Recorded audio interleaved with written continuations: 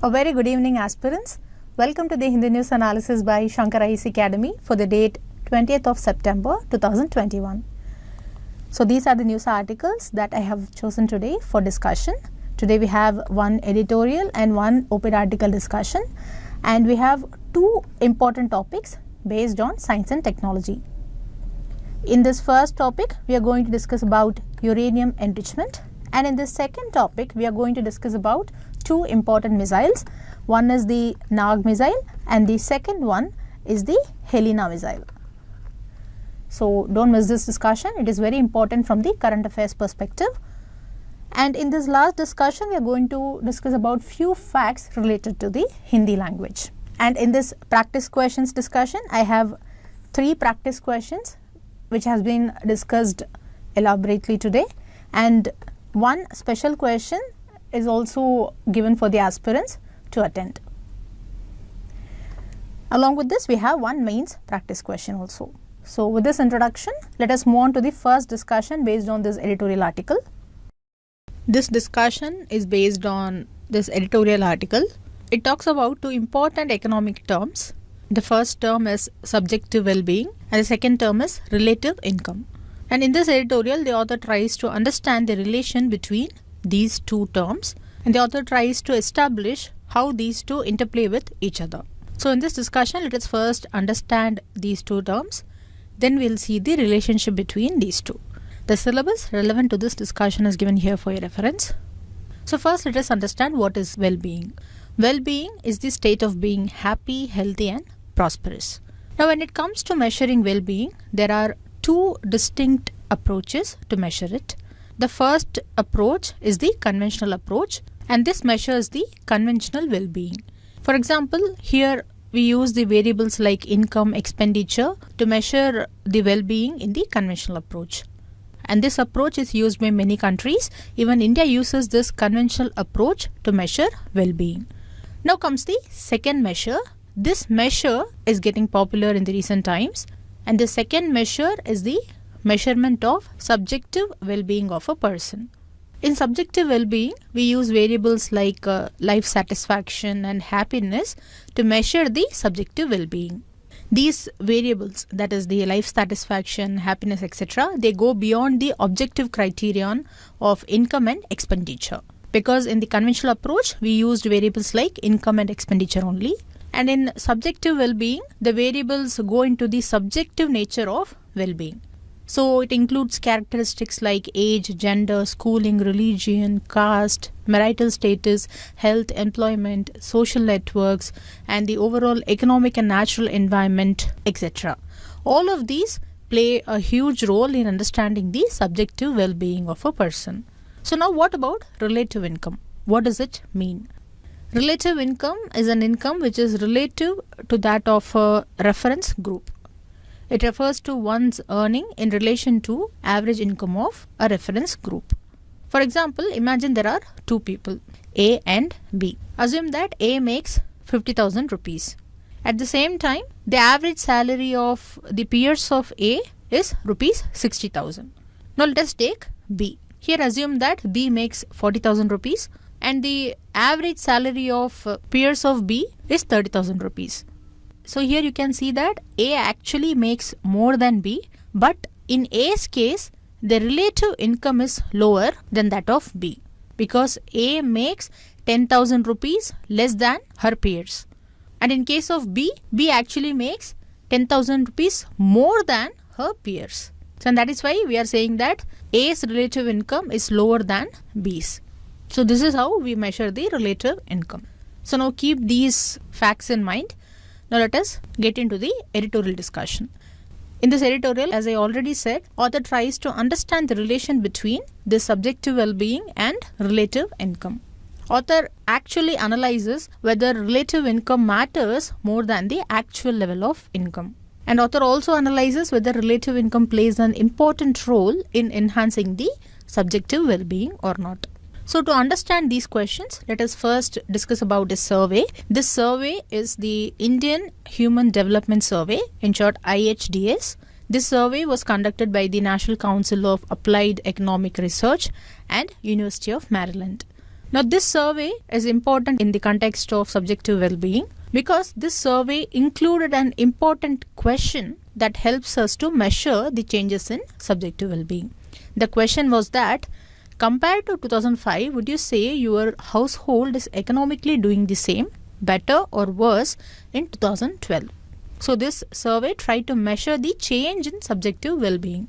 And from this survey, it was found that subjective well-being and income or expenditure, they are positively related. It was also found that this positive relation is actually weak. And according to the author, this fact is actually in line with the Easterlin paradox that was published in 1973. So what is this Easterlin paradox? See, according to this paradox, the subjective well-being or happiness, it varies directly with income. But over time, this happiness does not trend upward as income continues to grow. So what we mean is that as income is in the upward direction, the happiness need not be in the upward direction. Rather, it is in a stable position. So it is concluded that as a society becomes richer, the average rank of a person does not change. So the average life satisfaction remains stable despite income growth. And the same was also found by the survey. And that is why author says that this survey is in line with the Easterlin paradox. So what we can conclude from this is that when an individual's income increases, her or his well-being increases. And along with this, the relative standing of the individual will also increase. But this increase in relative standing can be offset by change in the reference group. That is, if the reference group is changed, then this relative standing will be affected. Because here the new group and peers, they will serve as the reference point.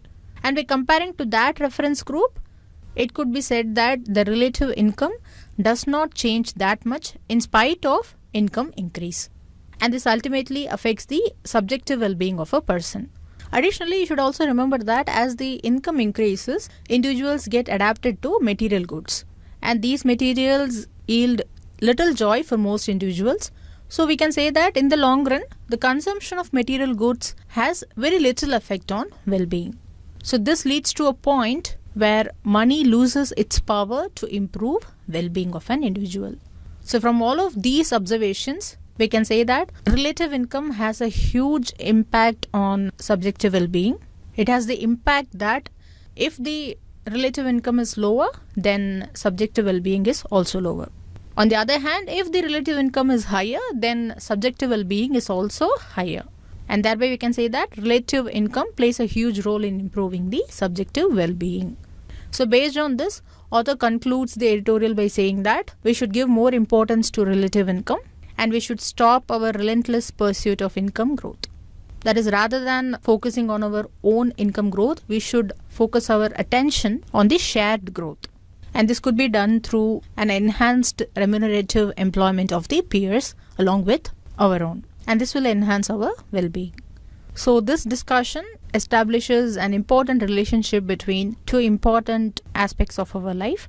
One is the relative income and the other one is subjective well-being. So with this understanding, now let us move on to the next discussion. This discussion is based on this news article which talks about uranium enrichment.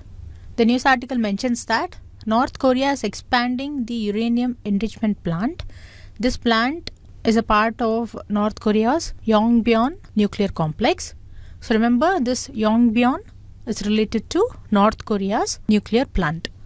So in this discussion, let us understand what is uranium enrichment, and we'll also see what the Non-Proliferation of Nuclear Weapons Treaty has to say about this uranium enrichment. So first, let us understand about uranium enrichment. See, first understand that natural uranium consists of different uranium isotopes. It consists of uranium-238, uranium-235, uranium-234. Exactly, this natural uranium consists of approximately 99.3% of uranium-238, then 0.7% of uranium-235 and less than 1% of uranium-234. Now we know that this uranium is used in nuclear reactors as a fuel and is also used in weapons. Now in order to use this uranium as a fuel in nuclear reactors and in weapons, we have to increase the concentration of uranium-235. This is because uranium-235 is a fissile material, so it can sustain a chain reaction in a nuclear reactor.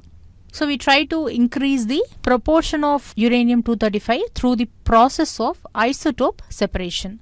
That is, the different isotopes of uranium are separated in this process. Especially the uranium-238 is separated from uranium-235. And this process is what is called as uranium enrichment. So the level of separation or the level of enrichment varies according to the use of uranium. For example, for nuclear weapons, enrichment is required up to 90% or more, and this is known as weapons grade uranium.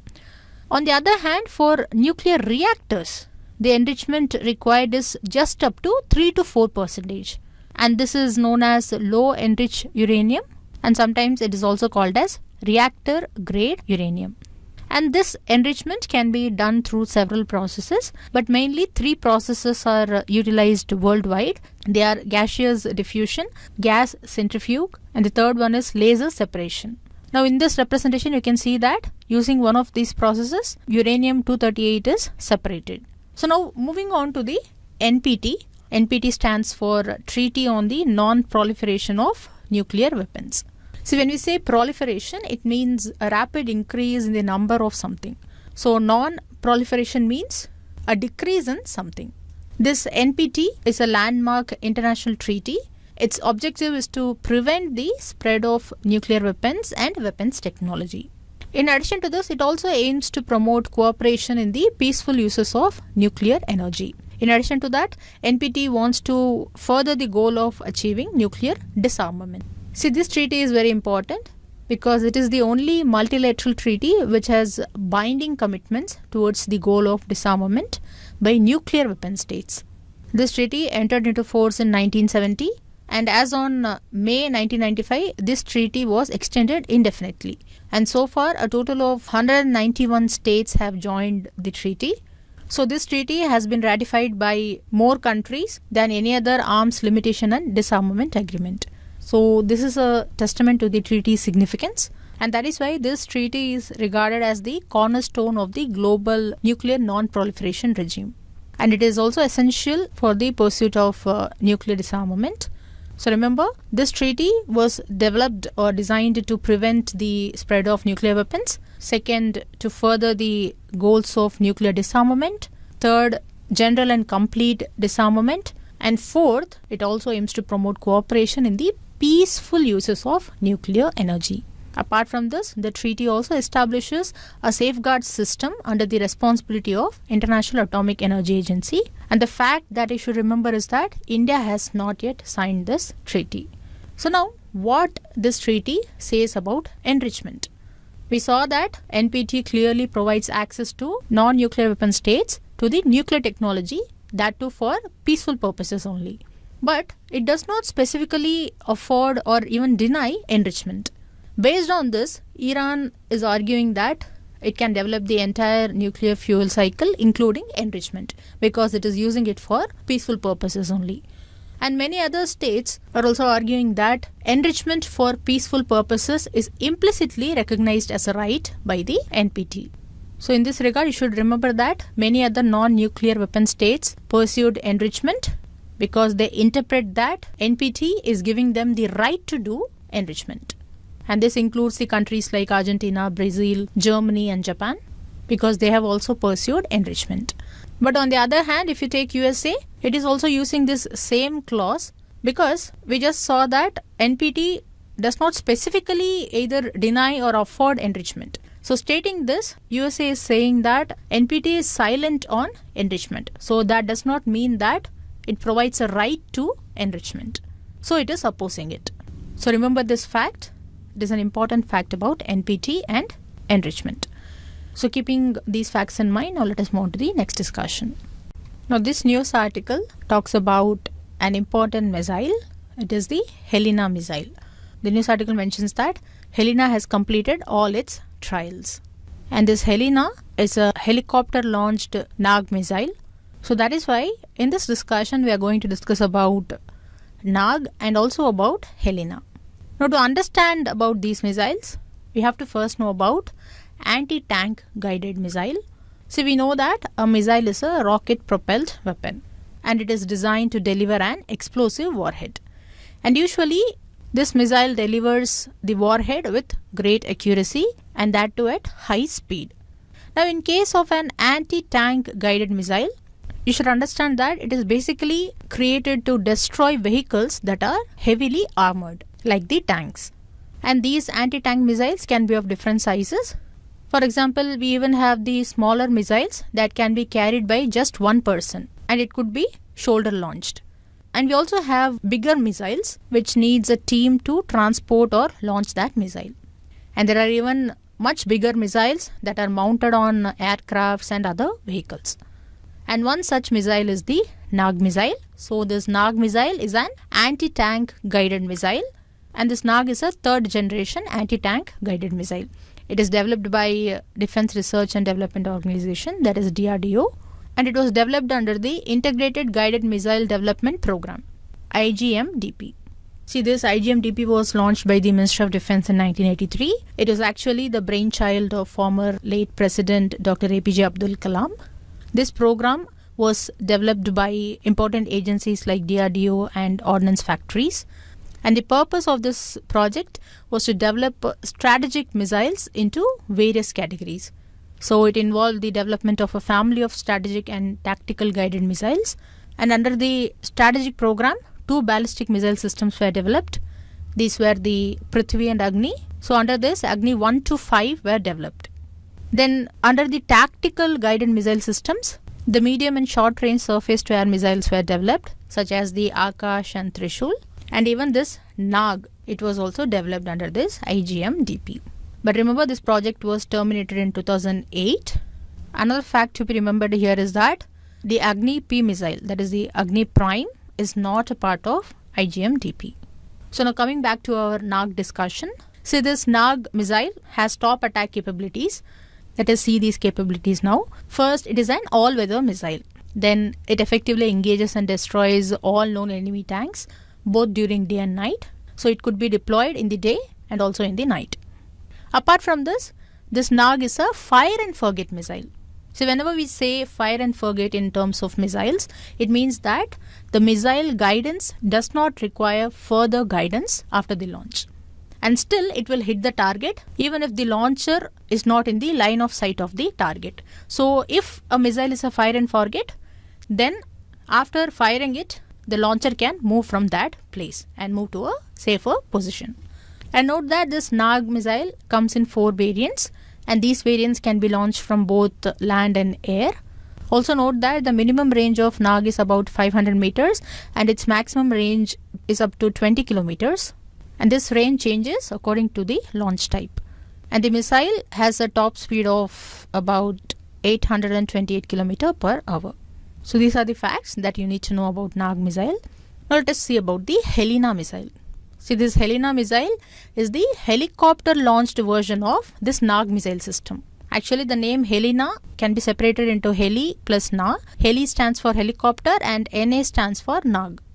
So like the Nag missile, this Helena missile is also a 3rd generation fire and forget anti-tank guided missile.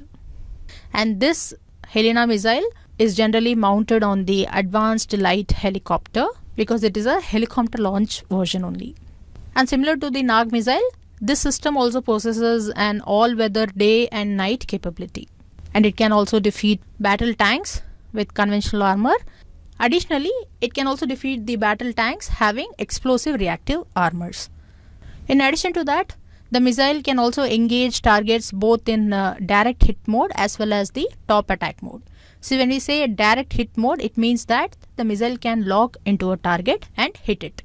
And the top attack mode means it enables the missile to hit the tanks and other armored targets on their roof, because roof is the place where the armor is the thinnest. So it is very easy to cause major damages if that armored target is hit on the roof. So remember, Helena is a helicopter launched version of Nag missile. And Nag was developed as a part of IGMDP. So keeping these facts in mind, now let us move on to the next discussion. Our next discussion is going to be based on this editorial article. It talks about the social and emotional learning. See, as the legendary Greek philosopher Aristotle once said, man is by nature a social animal. So that means being social and emotional is considered as basic human trait. Therefore, like the knowledge of numeracy, language and science, children should also be exposed to social and emotional learning through their educational system. And this article highlights this. Along with this, it also highlights the importance of this social and emotional learning, which in short is called as SEL. And it tries to explain as to why there is a need to incorporate SEL in our educational system. So in this discussion, we'll see what is this SEL, we'll see the definition, then its importance and need, and we'll also see the way forward. The syllabus relevant to this discussion is given here for your reference. First, let us understand what is this SEL, or social and emotional learning. See, as you know, there are many types of learning. We have practical learning, theoretical learning, etc. And this SEL is also one such type of learning only. This SEL provides the foundations for self-awareness, self-management, social awareness. It provides foundations for relationship skills and also responsible decision making of the individual. So this is a learning process that actually helps an individual to recognize and manage emotions. And it also equips the individual to navigate the social situations in a better way.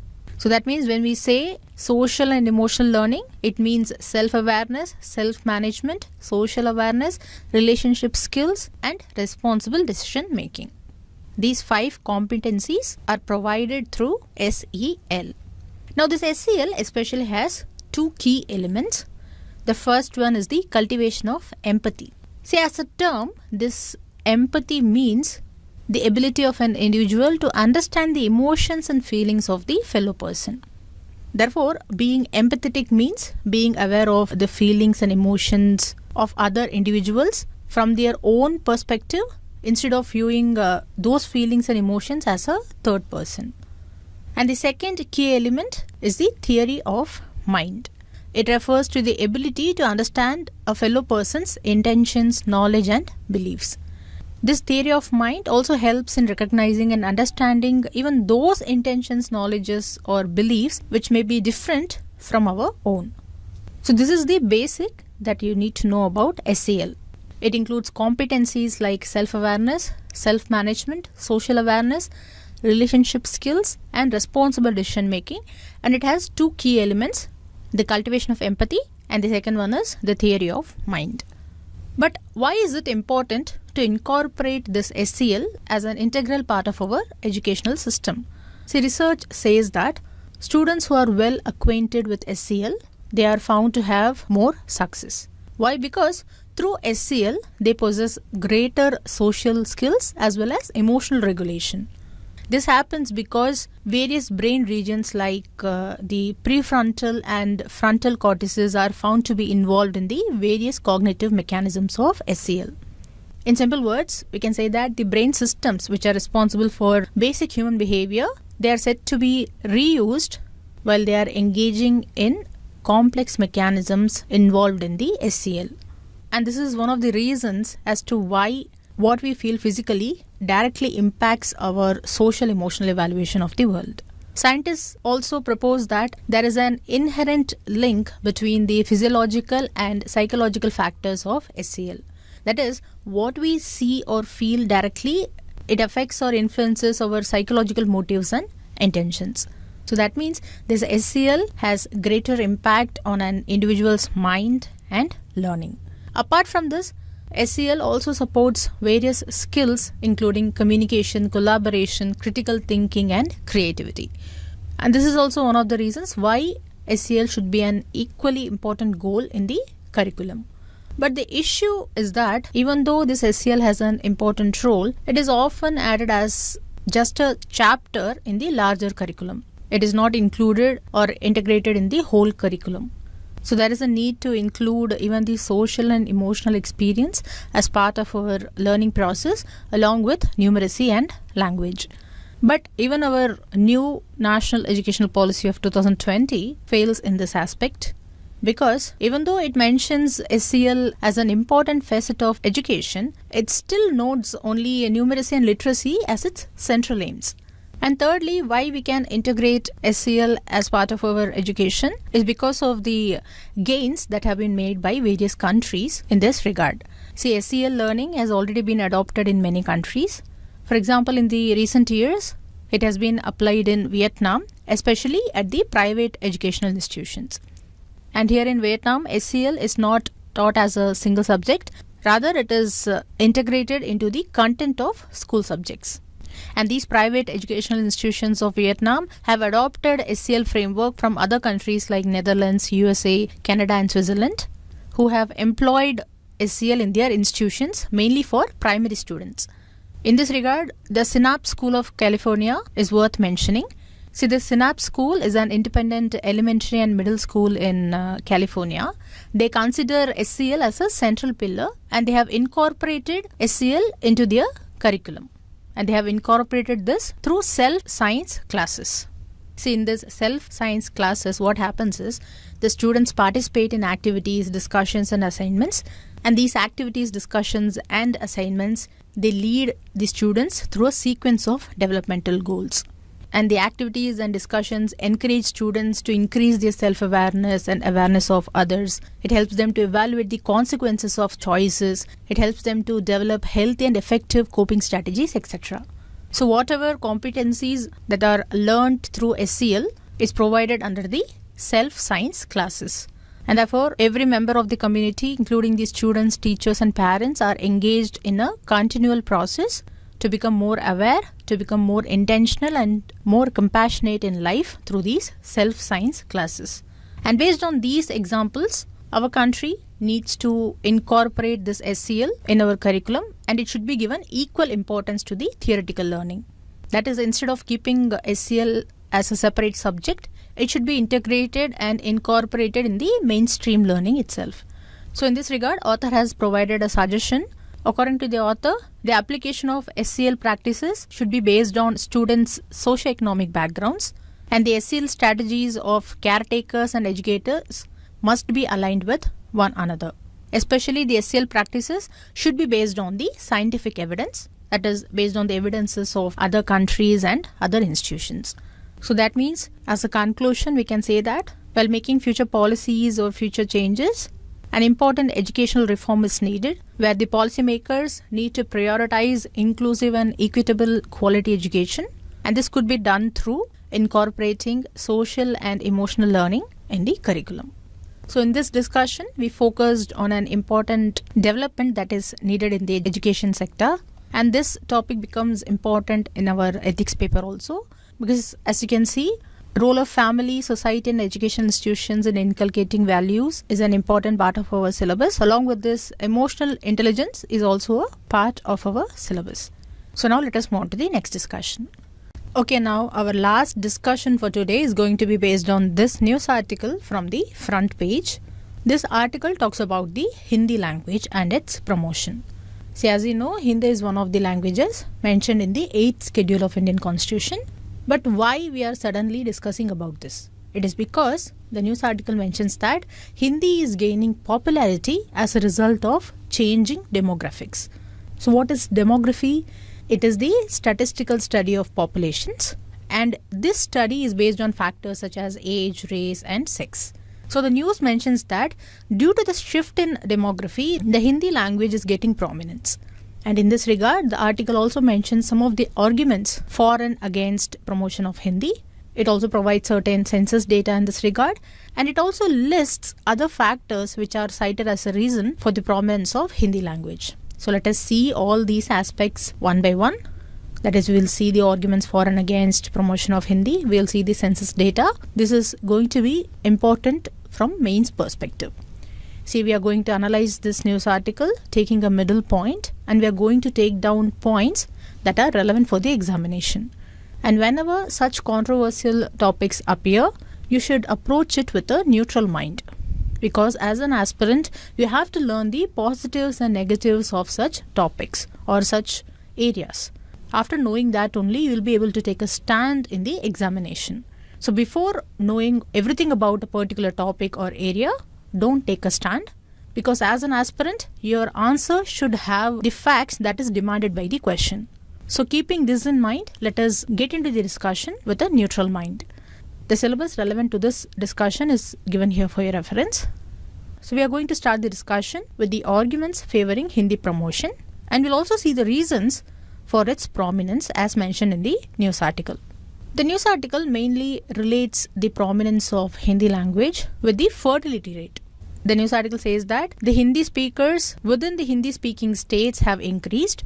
Along with this, the Hindi speakers have also considerably increased in the non-Hindi speaking states also. This statement has been made based on the census data. If you look at the census, as you can see here, in the 1971 census, only around 37% of our population spoke Hindi language. But in 2011, as you can see here, this percentage has increased to 43.63%. And this significant rise could not be witnessed in any other scheduled languages or even in the non-scheduled languages also. The major fact that you should note here is that this significant rise also includes the rise of Hindi speakers in the non-Hindi speaking states. And that is why we have a question as to why there is a rise in population of those who speak Hindi.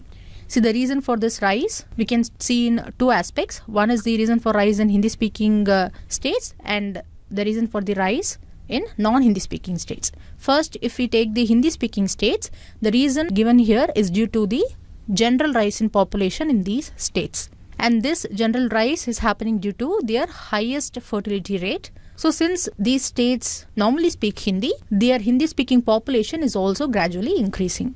And the news article particularly mentions that this high fertility rate is prominent among the poor and less educated women. This fact is important as to why there is an increase in the Hindi speakers in non-Hindi speaking states, because these poor and less educated women and their family, they migrate to other states. But how can migration increase the number of people whose mother tongue is Hindi? This is again linked to the high fertility rate only. See, for example, let us assume that a poor illiterate Hindi speaking family is moving from Bihar to Kerala. And generally, a normal Bihar family has 6 children. Let us assume that. And a normal Kerala family has 2 children. We are just taking this as an example. This is not the exact fact. But when this poor illiterate Hindi speaking family from Bihar, they move to Kerala, they will have fewer children. Let us assume they are having 4 children. But this average is still more than the average Malayalam speaking family in Kerala. So this leads to the boost in the number of Hindi speakers in the non-Hindi speaking states also. And this rise in population and the proportion of Hindi speaking population in the non-Hindi speaking states is taken as the major reason for promoting Hindi in such states. And using this fact, Hindi is also used for governance. So those who oppose promoting Hindi, they argue that using data from census may not help or it is wrong. See, those who oppose Hindi promotion based on census data, they say that during 2011 census, many claimed Hindi and English as their mother tongue. But they did not say that they can actually speak these languages. We all know that our mother tongue could be something. For example, we always witness people whose mother tongue is some language and they are unable to speak that language. So similarly, it can also happen with the case of Hindi also. So those who oppose promoting Hindi, they argue that just because someone says Hindi is their mother tongue does not mean that they actually speak this language. And secondly, there is also another argument that many choose Hindi as their mother tongue just to be superior and to reap the benefits provided by the center. This argument is based on our second reason, because if you look at the census data, many regional languages in the northern India have been clubbed under a single label of Hindi. As you can see here, more than 50 regional languages and mother tongues have been clubbed under the umbrella language of Hindi. And due to this also, Hindi speaking population appears to be prominent. For example, if you take Bhojpuri, we know that Bhojpuri is spoken in Bihar. But as you can see here, the Bhojpuri population is more than 5 crores. But since Bhojpuri is a mother tongue under Hindi, this population is also calculated under Hindi only. So this doesn't mean that the population actually speaks the original Hindi. Rather, they also include those populations who speak the mother tongues that are clubbed under the language of Hindi. And we saw in the beginning that Hindi is a scheduled language. Now this clubbing which we are seeing here is also a reason for this status of scheduled language of Hindi. And this also paved the way for Hindi becoming the official language of our country. Remember, Hindi is just an official language of our country. It is not our national language. So this clubbing has helped Hindi to gain the status of official language and to gain the status of scheduled language. But other prominent languages, which even have more than 1 crore population, have been excluded from the scheduled languages status also. The best example here is the Bhili language. As you can see here, it also includes other mother tongues. For example, Dodia, Mauchi, Paradi, etc. And more than 1 crore population speak this Bhili language. And this data is according to the 2011 census. And we can assume that after 2021 census, this figure could even go up. But still, this language has not given the status of scheduled language. So all these reasons are paraded against the celebration of Hindi Divas. As you know, Hindi Divas is celebrated every year on 14th September. It is celebrated across schools, colleges, offices and organizations. Why this day? It is because on this day in 1949, Hindi was adopted as one of the 2 official languages of our country. English is also an official language. But we are still celebrating Hindi Divas. So that means by celebrating, the aim here is to promote Hindi language. But in the beginning, we saw that center is claiming that this language is gaining prominence. So those who oppose promotion of Hindi, they argue that rather than promoting a language which the center is claiming as having prominence, center should promote languages like Bhili or Gondi, which have lakhs of speakers and which are not placed under the 8th schedule and which do not have the status of scheduled language. So these are the reasons as to why Hindi is considered as being imposed on the non-Hindi speaking states. But we can say that to an extent this is being reduced. We are stating this fact based on the steps taken by the center to incorporate other powerful regional languages. For instance, if you take the NEET exam, which is an entrance exam into the medical programs, this NEET exam is now offered in 13 different languages. Along with this, even the engineering colleges have started offering courses in 5 Indian languages this year. So this shows that there are also steps being taken to promote other regional languages nowadays. And this is a result of the political pushback from non-Hindi speaking states. So when we talk about the pushback from non-Hindi speaking states against Hindi, you can mention the example of the anti-Hindi agitation of Tamil Nadu. This agitation was against making Hindi the country's official language. In this agitation, promoting Hindi as an official language was seen as an effort to undermine and destroy the Tamil language and its culture. So a large-scale movement arose, which included fasts, demonstrations, protests, marches, processions, and even the destruction of public property. So this wide-scale anti-Hindi agitation of 1965 made the then Congress government to amend the Official Languages Act. So whenever you talk about the arguments against promotion of Hindi language, mention this anti-Hindi agitation of 1965. It will enrich your answer. So as a whole, we can conclude that majorly the problem is not actually promoting Hindi, but the problem seems to be not promoting other languages. So that means the center needs to take other steps to ensure that other languages are also equally represented like Hindi. So in this discussion, we saw some of the points in favor of and also against the promotion of Hindi language. You can mention these points in the mains answer or in your essay writing, and you can also note your own viewpoints as to why you think Hindi should be promoted or as to why you don't think Hindi should be promoted. So viewers, with this news article discussion, we have come to the end of news articles discussion session. Now we are moving to the next session of practice questions discussion. So the first question which we are going to take is a previous year question. This question was asked in Prelims 2015. Let us read the question first. Consider the following countries: China, France, India, Israel, Pakistan.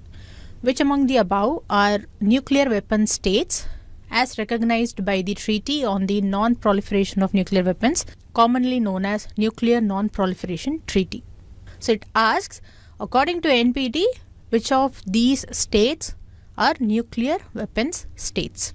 See, during discussion we saw that around 191 states are parties to the NPT, and these includes all 5 declared nuclear weapons states. See, these states are the ones which manufactured and exploded a nuclear weapon before 1967. So these states include China, France, Russian Federation, UK and USA. So from this you can say that 1 and 2 should be definitely an answer. So based on that you can eliminate options B and C. Now this question becomes simple because it also mentions India. We know that neither India signed this treaty nor it is a party to this treaty. So that means 3 should not be in the answer. So we have to eliminate option D also, and therefore the correct answer to this question is option A, 1 and 2 only. So without knowing whether Israel and Pakistan are nuclear weapon states or not, we have arrived at the correct answer. So at least know about the status of India regarding important treaties, especially the international ones. So now let us take this next question. Let us read the question first. Consider the following statuses: official language, national language, classical language, scheduled language. Which among the above statuses have been accorded to the Hindi language? This is actually a very simple question, because without knowing which of the options is correct or not, you can attempt this question based on the elimination technique. Because remember, aspirants, Hindi is not a national language of our country, so 2 should not be in the answer. So if you eliminate 2, you easily arrive at the correct answer, which is option C, 1 and 4 only. So that is why we say we should know at least something about everything. And this question we are not attending on guesswork. We definitely know that Hindi language is not a national language of our country. Now during discussion itself we saw that Hindi is the official language along with English. So our country has 2 official languages, Hindi and English. And coming to the scheduled language status, we know that Hindi along with other 21 languages have been listed in the 8th schedule. So on a total 22 languages have been listed in the 8th schedule of our constitution, and these languages are called as the scheduled languages. Among these 22 languages, 6 have been assigned the status of classical languages, and these 6 are Tamil, Telugu, Kannada, Malayalam, Odia and Sanskrit. So all the southern languages plus Sanskrit. And from this itself, it is clear that Hindi has not been accorded the status of classical language. And that is why 3 is not in the answer. So 2 and 3 should not be an answer. Our correct answer is option C, 1 and 4 only. Now this next question is a direct question. It asks, recently the term Helena was in news with reference to which of the following?